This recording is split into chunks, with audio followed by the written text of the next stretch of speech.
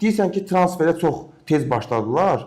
Bunun məncə ən önəmli səbəblərindən biri yəqin ki, həm Qurban müəllim, həm Qarabağ rəhbərliyi bu ilki çempionatın özəlliklə ikinci dövrədən etibarən səviyyəsinin qalxdığını və ki, növbəti mövsüm bu komandalara daha bir əlavə Neftçinin gələcəyini nəzərə alsaq, məncə onlar da başa düşür ki, artıq vəziyyət çempionluq uğrunda Avrokubokları kənara qoysaq, çempionluq uğrunda mübarizə bu mövsümdən daha da çətin olacaq.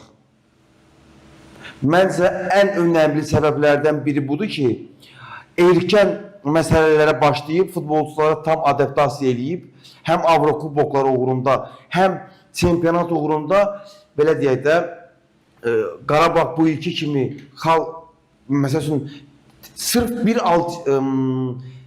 çempionluq uğrunda Sabahla mübarizədə gəl etiraf ki, Qarabağ məğlub oldu. Yəni, sırf o iki komandanın arasındakı oyunlar Qarabağı çempionluqdan etdi. Razısan məndən? Təbii ki.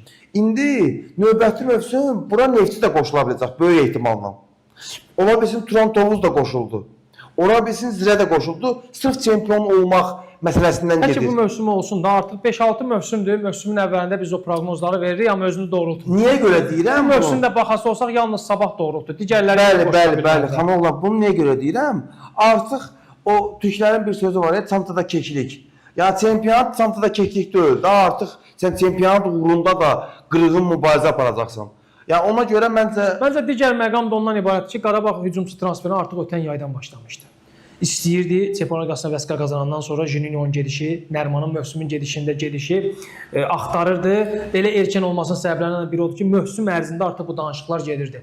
Əvvəlki illərdən fərqli olaraq faktiki mövsümü komanda hücumçusuz yola verdi. Ona görə bu danışıqlar gedirdi və belə də alındı və digər tərəfdən ayrılacaq futbolçuların sayının çoxluğu bu mövsüm kifayət qədər çox olacaq. Hələ ola bilər ki, məncə də aşağı ən azı 7-8 transfer Qarabağda gözlənir və ayrılanların da sayı 7-8-dən də çox olacaq. Artıq 3 futbolçu ilə yollar ayrılıb. Məncə bundan sonra da bir 7-8 futbolçu ilə yolların ayrılacağı gözlənilir.